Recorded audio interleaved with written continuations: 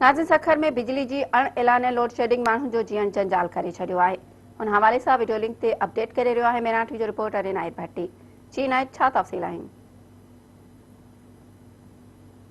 जी बिल्कुल, सखर शहर ऐं उन जे भरपासे वारनि इलाइक़नि में बिजली जेका अणहणाला लोड शेडिंग आहे उहा अॼु बि जारी आहे। ऐं सखर जा जेके भरपासे वारा इलाइक़ा आहिनि, माइक्रो कॉलोनी, पुराणो सखर, आदमशाह कॉलोनी, नओं पिंडो, गोलीमार, इन में जेको आहे बिजली मुसलसल जेको आहे सो गायब रहे थी। ऐं केतिरनि इलाइक़नि जा गुज़िरियल हिकु हफ़्ते खां जेके ट्रांसफार्मर आहिनि उहे बि सड़ियल आहिनि। ऐं जेके सड़ी वियल ट्रांसफार्मर आहिनि उहे सेप्को सखर पारां तब्दील न कराया विया आहिनि। इलाइक़े वासियुनि पंहिंजी मदद पाण जेके जेको चंदो कयो आहे, तक़रीबन 50 खां 80 हज़ार रुपया उन हिकिड़े ट्रांसफार्मर ते ख़र्च थिए थो। उहो इलाइक़े वारा चंदो करे ट्रांसफार्मर ठाराए लॻाराइनि था।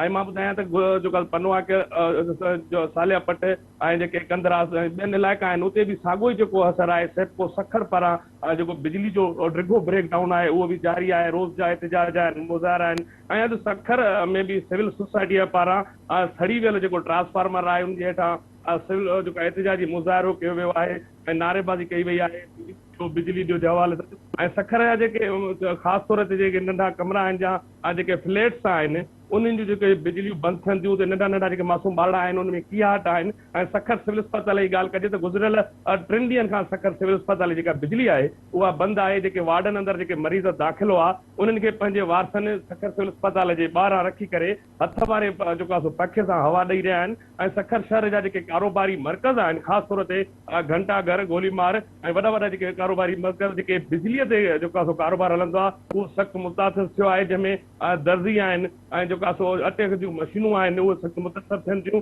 ऐं मां ॿुधाईंदो हलां त जेका सो रोज़ानो जे हवाले सां सखर प्रेस क्लब जे आॾो रवासियुनि पारां बिजली जे हवाले सां जेको आहे एहतिजाजी मुज़ाहिरा कंदा। पर सेप्को सखर जे कन ते जेके आला अख़्तार आहिनि या वफ़ाक़ी हुकूमत आहे उनजे कन ते का बि धूअ न पई चुरे। हिन वक़्तु जेका सूरत हाल आहे सखर में बिजली जेको ब्रेक डाउन आहे उहो जारी आहे। मुख़्तलिफ़ इलाइक़नि जी सुबुह खां वठी का बिजली वियल आहे ऐं हिन ताईं जेका बिजली आहे उहा बहाल न थी सघी आहे। जी इनायत, तव्हांजी महिरबानी।